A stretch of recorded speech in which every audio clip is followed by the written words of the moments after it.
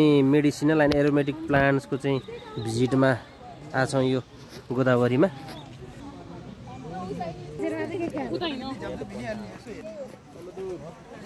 यो पालमा क्लासमै भनेको थिए हैन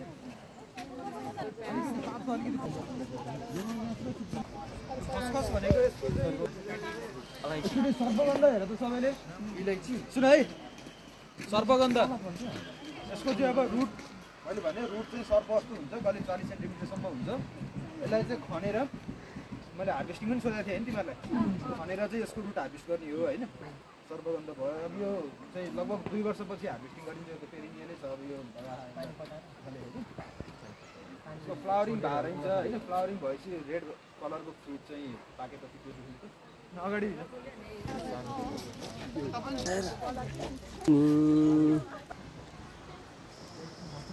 हलले हिँड्छ यो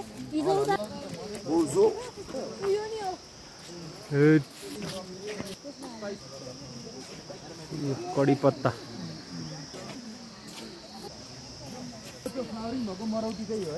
म्याङ्गो स्टिम गर्छ गाडी नै यो मरौती छ।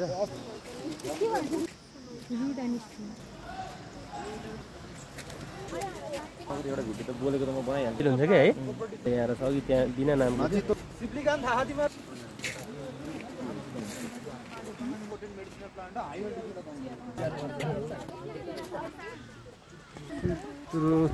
चुत्रोको रुख छ है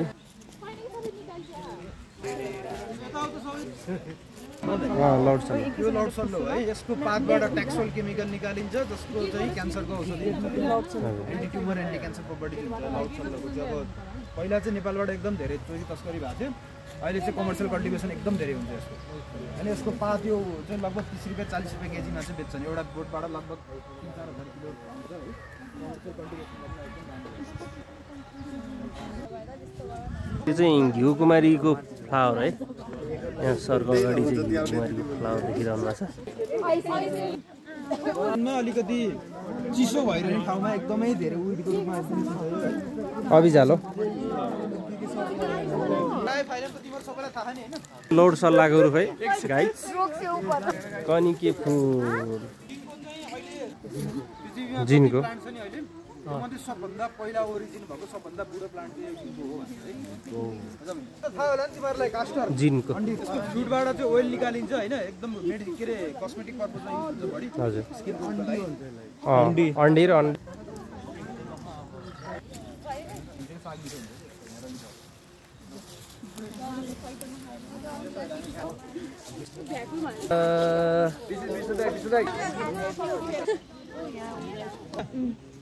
तिमीहरूले चाहिँ यसको कुटेर यसको जुस खाओ दिमाग बढ्छ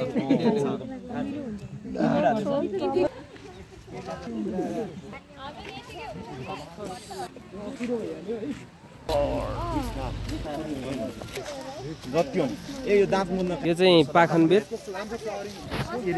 पाखनबेत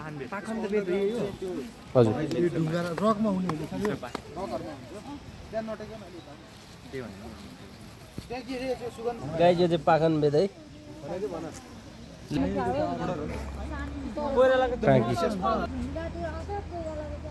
यो फ्रुट कोरेलाको फ्रुट हुँदैन हुन्छ क्या हो पात हेरेर नि अलिअलि डिस्टिङ्ग्विस गराउन सकिन्छ पात चाहिँ अर्कै अर्को हुन्छ के कोइरालाको अलि ठुलो हुन्छ के पात त्यो पर्पुरिया हो कि कुन चाहिँ हो पर्पुरिया नै रहेछ बाउनिया पर्पुरिया बाउनिया यसको पात चाहिँ त्यो उडको खुट्टा जस्तो भएको भएर क्यामेल पुट्री भन्छ यसलाई गाइज हामी चाहिँ आज यो बेसी सेकेन्ड इयर अन्तर्गत चाहिँ हामी यो गोदावरीको बोटानिकल गार्डनमा आएको छौँ एरोमेटिक एन्ड मेडिसिनल प्लान्ट्सको चाहिँ भिजिटको लागि। यहाँ चाहिँ यो भिडियोमा चाहिँ सबै प्लान्ट्सको आइडेन्टिफिकेसन सहितको भिडियो बनाएको छु म है हेरेर सबैले साथ दिनु होला है त धन्यवाद नमस्कार।